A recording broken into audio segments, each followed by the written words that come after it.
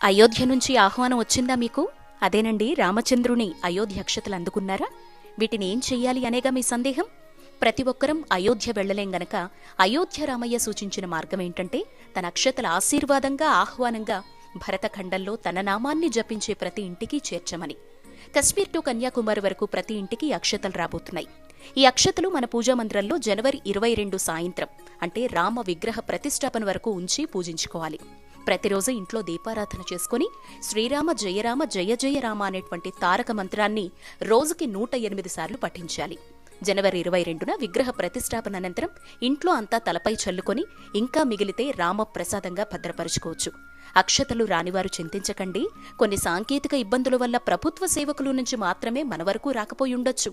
కానీ రామ ప్రియ సేవకుడు హనుమాన్ ద్వారా తన ప్రియ భక్తులెవరో రామయ్యకు తెలియదంటారా? అక్షతలు రావడం కాదు ముఖ్యం. రామయ్య తండ్రి రాజ్యస్థాపన కోసం